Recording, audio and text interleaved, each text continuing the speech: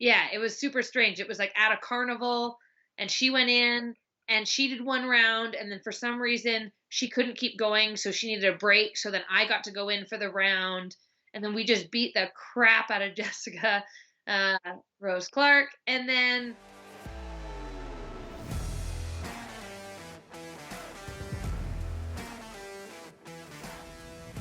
Sarah Kaufman, thank you so much for joining me again.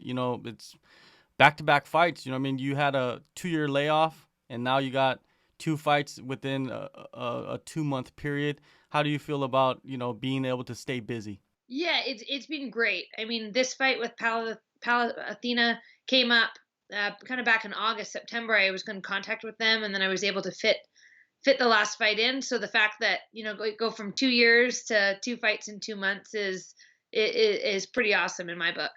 So the discussions for a title fight for their inaugural event was happening before you even took this fight with BTC.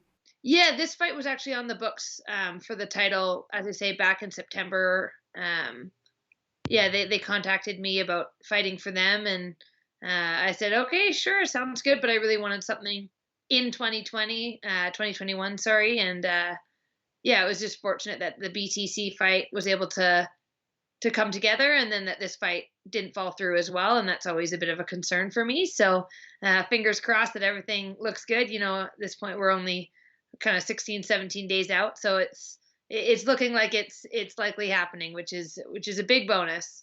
All right, let's jump into the last fight at BTC 13. You went in there, first round stoppage, great performance. What did you think about it? Like, was there any kind of, people say ring rust and all of that, but it didn't seem like it for you.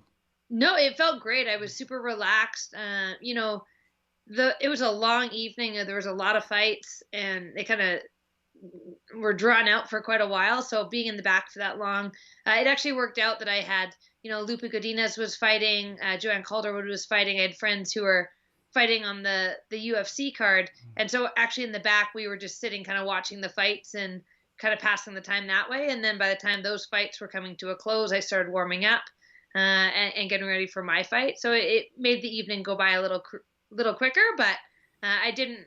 I felt super calm and relaxed, and after, like, really reminded me how much I love fighting.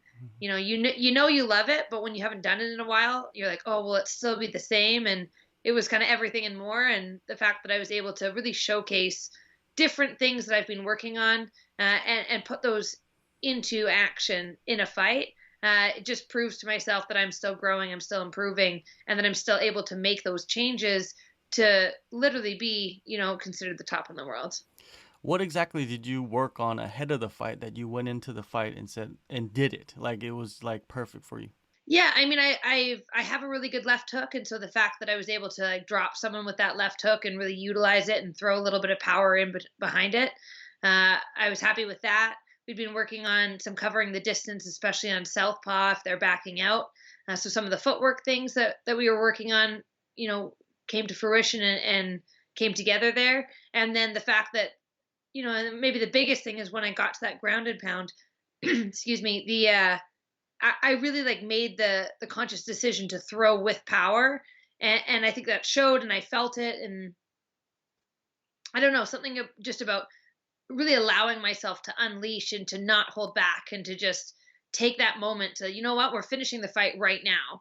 Let's not drag this out for 3 rounds. Let's make these decisions that are going to get this fight finished. So let's drop her. Let's get on top. Let's get good position, and then make these decisions. So I think that my fight IQ was on point, and that in that I was able to really open up and unleash and use my power and use everything that I've been developing over this last, 15, 16, 17 years. You had the fight set up, so it's like right after the fight, you're back into camp. Is that what it was?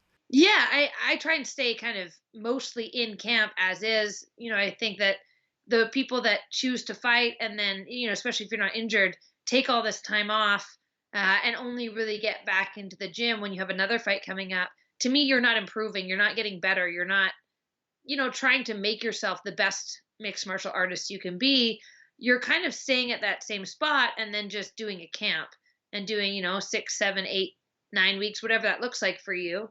Uh, but in the reality, the reason you become a better fighter is by putting in the time, drilling, working on new technique, training with different people, and all of those things culminate into being a better fighter. So that's what I try and do in between each and every fight. And if there's something on the books or something not on the books, especially with the pandemic being what it has been, more opportunities seemingly have come up for short notice fights. So I think that plays a big factor too for making sure you stay ready and you stay on point as much as you can with nutrition.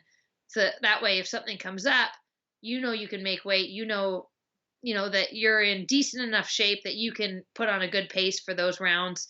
Maybe you're not in peak condition, but you're still going to have a good showing. You've been around the game for a while, so you've probably seen fighters that were, maybe at the start of your career that did that took all this time off and then just actually just went into camp and fought. So basically, the camp was mainly focused on losing weight. Now, do you see that kind of like transformation in the game of like people just training year round and not taking time off? It varies, I think, depending on what kind of athlete you're working with. And I would say the ones who are maybe even more so coming from like a wrestling background where it's always about like that work ethic and that showing up and doing a ton of repetition. uh not all martial arts have that same drive, and I think the martial arts that people come from that have that discipline side to it, they generally have a really good work ethic and tend to be in the gym. And I think people who maybe come in and want to be MMA fighters, they don't always have that same base and idea of what it looks like to be an actual athlete. Um, and I do think people go in phases. I think the natural progression is you train really hard because you want to be this fighter. And then once you get there, you think you've kind of made it. And so you back off a little bit. And now you're like, oh, well, now I've had 10 fights or whatever, 5 fights, or, everyone has their own number. They kind of pull back off the throttle a little bit and think that now, well, now I'm good enough. I can coast and just do camps. And at some point, someone beats you, or you realize that this person was just better than me and I got lucky, or whatever that is for you. And then you kind of go back to being smart with your training and maybe not training in every class, but getting in the work that you know that you need to get in and putting yourself in uncomfortable situations and positions to help yourself get better. Claudia Leite, she's the one that's going to face you for this title. Were you having trouble finding? Were they having trouble finding opponents for you? Was she the first one that they offered to you? Yeah, she's the only one at 135 that's been offered to me who's agreed to fight in, I mean, years. Literally, I haven't fought at 135, my weight class, since 2018, which is insane because, that's my weight class. But yeah, I mean, she said yes. And I was like, did she actually say yes? And then, waiting on the contract to be signed. I'm like, has the contract been signed? Because it's different for someone to be like, oh, yeah, I'll take that fight. And then when it actually comes down to it, they don't.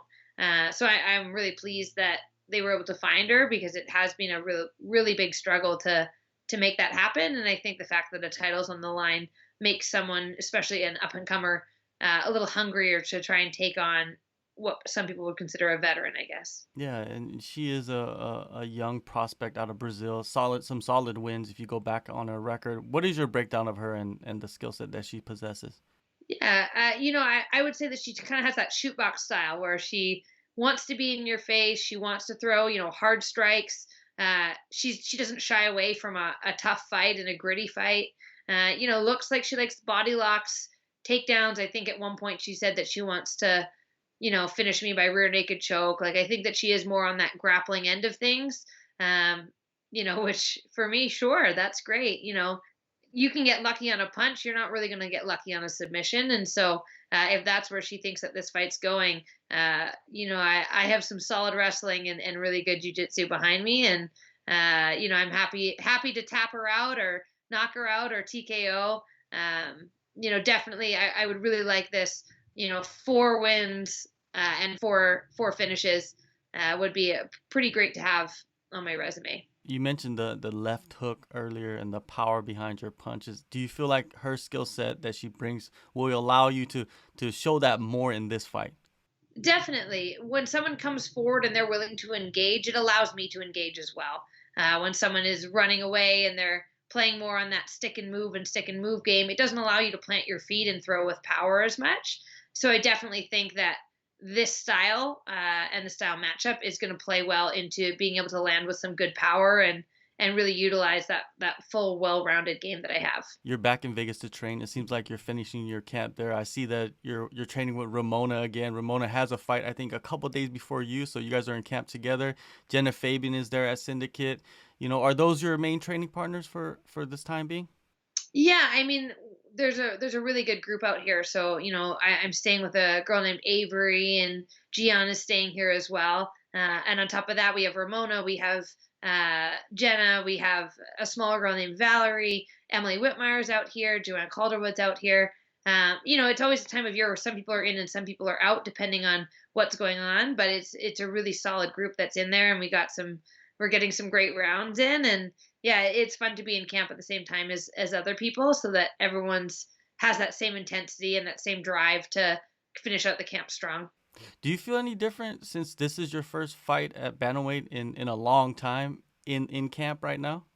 Uh yes and no. I mean, I haven't had to cut weight in years, but I'm also lower in weight than I have been for any fight I've ever had at 135, going into camp. So it is one of those things. I did have a dream like maybe a couple weeks ago, 3 weeks ago, where it was like a weight cutting dream. And for whatever reason, I just like was 1 pound off and was stressing about it. So it's one of those things where it's like, I know how to do it. You just do it. You suck it up. It's not that bad. And I know the kind of for me, the science that works for me to make it happen. But aside from that, everything feels great, and it doesn't matter that I've had these other camps, and regardless of what weight they're at, they're still the same thing. They're still just camps. And you know what, this is number 28, 29, 28, 28, I think, fight number 28. Dreams, is that something that happens a lot throughout camp for you? I have very vivid dreams in general. They're not always about fighting, but every once in a while they come up where it relates to fighting, whether it's me, getting ready. A lot of my dreams have like time crunches on things, and things just aren't happening on time. And I'm sure in some dream book there's some definition or explanation for why that is. But yeah, I have pretty vivid dreams. I don't sleep a lot, and so when I do, I usually remember them. And yeah, every once in a while they come up. Has any dreams ever in the past kind of mess with you, like in your mind, like during a camp? No, no. I mean, yeah. So I just have weird dreams sometimes. And before one of Joanne's fights, actually, I had a dream, and it was like a very clear dream. She was fighting Jessica Rose Clark, but at the time, that wasn't her opponent. But just the dream was, and it was, yeah, it was super strange. It was like at a carnival, and she went in and she did one round, and then for some reason she couldn't keep going, so she needed a break. So then I got to go in for the round, and then we just beat the crap out of Jessica uh, Rose Clark, and then she came back in and finished the fight. It was super strange. So I told her about it because it was hilarious, and we had a great win. Yeah. Yeah, that's a wild dream. Now, going back to the Yeah. fight, the title fight, how do you see yourself earning this title against Lete? Do you envision another first round finish? I mean, first round finishes are the way to go. If anyone, I mean, I've only had, well, I guess I've now had three, but it's so much easier. You put in all this hard work, and then you go in there and you just make it happen. You leave and you're like, that's great. So ideally, yes, first round finish would be great. Do I ever really envision that? No, but I always know that it can happen, and I have the skill set to make it happen. Um, so yeah, I'd love another first round finish. A finish within 3 rounds. I mean, a finish at all would be great. If it goes 5 rounds, it goes 5 rounds. But I definitely would like it for it to be an earlier night if possible. Definitely. Recently, Julia Avila, she pulled out of her fight against Raquel Pennington, and there was a push on social media for you to step in, and it didn't happen. But how much does that mean, to you to get that support by fans and even the media? I think it just is one of those things where it helps make you feel like you're doing the sport for the right reasons. that you have this support, that it's not just you trying to push yourself, that you have people recognizing what you've done and what you're still capable of doing. And I think that's more important to me. What I've done, I've already done. So who cares about that? But it's really what I'm doing next and where I'm at now. And to have people still pushing behind me and knowing that they have the trust in me, and the belief in me that I have improved and that I could beat these top girls. Uh, I know that, and my coaches know that, and my teams knows that. But it definitely helps to have the public behind that as well. January 15th, Palace Athena Women's FC1 inaugural event. That's so great for you and Canada's MMA scene. Thank you, Sarah, so much for the time. Yeah, thank you so much. And it's kind of a crazy time of year in Canada and everywhere right now with everything going on. So I just want to say, thank you for my team at Zuma. Thank you for the syndicate team for welcoming me back, of course. And then I have my sponsors who have made it possible for me to come down for camp and get into camp. So I have TCF Contracting, I have MGM Mechanical, Dark Horse Farms, Fuel Supplements in Langford in Victoria. It's just all around incredible. Thank you so much.